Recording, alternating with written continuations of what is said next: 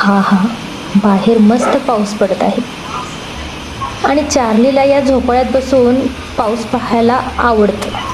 पण आज मी बसले आहे ना झोपाळ्यात. बघा कसा फिरायला लागलाय, सारखं मागे वळून पाहतोय. आता पहा त्याचे नखरे झोपाळ्यात बसण्यासाठी. चारू कुठं बसणार आहे? काय पाहिजे बाळ? काय पाहिजे? काय पाहिजे तुला? काय पाहिजे? अरे पाऊस पडायला लागला, तुला आता खेळायचंय.